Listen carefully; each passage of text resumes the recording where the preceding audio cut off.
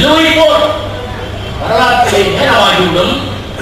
கிட்டத்தட்ட 100 ஆண்டு காலம் ஐரோப்பா கண்ட முழுமைகளை கண்ட அரசர்களும் பிரபுக்களும் பெரியவர்களும் பணம் கொடுத்து நீங்கள் செல்லுங்கள் என்று சொல்லி செல்லுகின்ற இடங்களில் எல்லாம் ரத்தம் சொல்லுவார்களே. செக்கிஸ்தானை பற்றி பேசுகின்ற நேரத்தில் yes carrying sword and fire throughout the Asia என்று, அதை போல அவர்கள் தீப்பந்தங்களையும் வாழ்க்கையும் ஏற்றிக் கொண்டு சென்று ஐரோப்பாவில் இருந்து இன்றைக்கு இருக்கிற இந்த நம்முடைய இஸ்ரேல் வரை இயேசு பிறந்தார் என்று சொல்லுகின்ற அந்த புண்ணிய பூமி வரை பெத்லகேம் வரை கொன்று குவித்தார்கள், கொள்ளையடித்தார்கள், பெண்களை கற்பழித்தார்கள். அளவிடக்கூடிய துன்பம் அன்றைக்கு நடந்தது. மதம் என்றால் அதுதான்.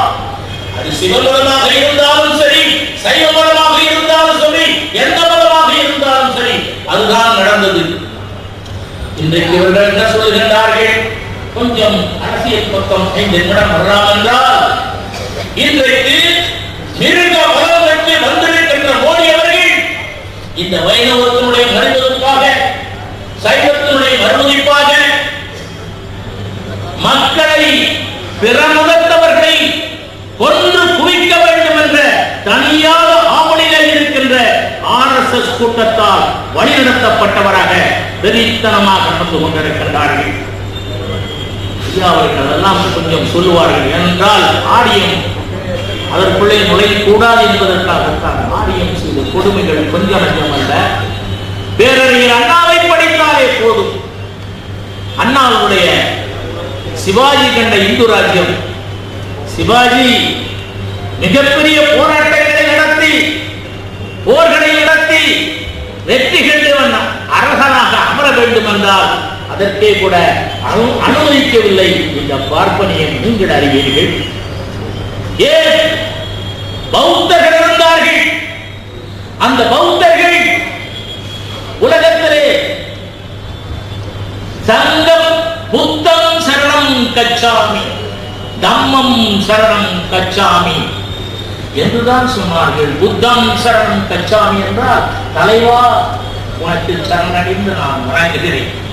தம்மம் சரணம் கச்சாமி என்றால் கொள்கையை நான் வணங்குகின்றேன். எந்த கட்சிக்காரராக இருந்தாலும் அந்த கட்சியினுடைய கொள்கை, தலைவருடைய கொள்கை ஏற்று நடக்க வேண்டும் என்ற அடிப்படையிலே தம்மம் சரணம் கச்சாமி, நான் இந்த கொள்கையை ஏற்று அதை மனதாலே ஏற்றுக்கொண்டு நான் என்றைக்கும் வழிநடப்பேன் என்று சொன்னார்.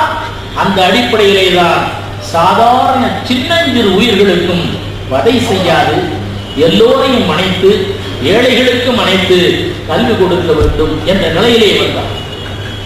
இவருடைய வேதம் சொல்லுகிறது, இந்த மதத்திற்கு ஆரியத்தினுடைய தலையிடம் வேதமதம், ஆரிய மதம். அந்த வேத மதத்தில் இருக்கின்ற மனு சொல்லுகின்றார், இவனுக்கு கல்வியை கொடுக்காதே. கிருஷ்ணன் சொல்லுகின்றான், ஜாதியை நான் தான் படைத்தேன், மரணத்தை நான் தான் படைத்தேன். சதுரு வருடம் மயா சிருஷ்டம், 4 வருடங்களையும் நானே படைத்தேன்.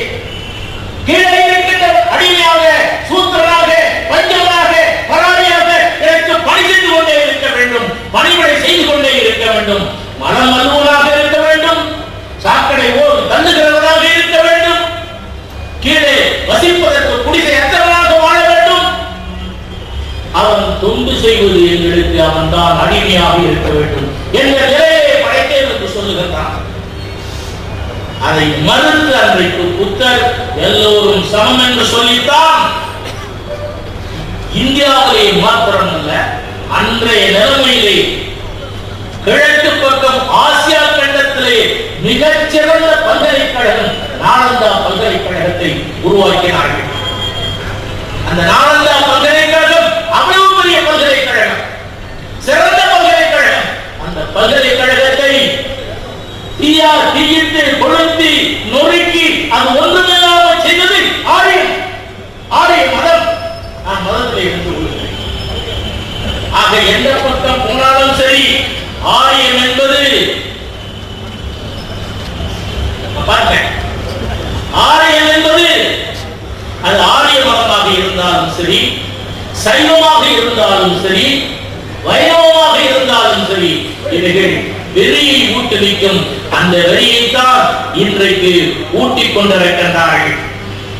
ஒரு 10 நாட்களாக மோகன் பகாவத்தும் சரி, சாத்வியும் சரி, ஆதித்யா என்ற எம்பியும் சரி பேசிக் கொண்டிருக்கின்ற பேச்சை நான் சொன்னால் மத கிளர்ச்சி தூண்டுகிறவனாக வருவேன். அவ்வளவு மோசமாக மசூதியில் கொடியை கட்டுங்கள், மசூதியிலே பண்டிகளுக்கோ பேசுகிறார்கள். இது வெளியை தவிர வேற என்ன? அன்பு சேர்ப்பதா? மனிதநேயத்தை ஒன்றாக்குவதா? அதனாலேதான் தந்தை பெரியார் சொன்னார், கடவுளை வர மனிதன். இங்கே இருக்கின்ற கூட்டம் மனிதனை நினைக்கின்ற கூட்டம். பாவேந்தர் பாரதிதாசன் பாடினானே, எல்லோரும் வாழ வேண்டும், உலகம் இன்புற்று இருக்க வேண்டும் என்று எண்ணுகின்ற கூட்டம் இங்கே இருக்கின்ற கூட்டம். பாரடா மாநிலர் கூட்டம், பாரடா உன்னுடன் பிறந்த பட்டாளம், தன் இனம் என்றுமை தன்னோடு இணைத்துக் கொண்ட கூட்டம். பாரடா அறிவை விரிவு செய், அகன்றதாக்கு உன் அறிவை விரிவு செய், வெறியாக்காதே. நாம் எல்லாம் ஒன்று என்று எண்ணுக, நாம் எல்லாம் தமிழர்கள் என்று எண்ணுவோம். நாம் மதத்தால் வேறுபட்டவர்கள் அல்ல, சாதியால் வேறுபட்டவர்கள் அல்ல, நாம் எல்லாம் தமிழர்கள், நாம் தமிழர்கள் என்று ஒன்றுபட்டு இருப்போம். நாம் யாரும் சாய்க்கவோ வீழ்த்தவோ இயலாது, யாராக இருந்தாலும் சரி என்று உறுதி ஏற்றுக் கொள்வோம். தொடர்ந்து நடப்போம். வெற்றி நமதாகவே இருக்கும் என்று கூறி ஐயாவுக்கு வழிவிட்டு நான் விடைபெறுகிறேன். நேரம் எடுத்திருந்தால் அருள்கூர்ந்து மன்னித்துக் கொள்ளலாம்.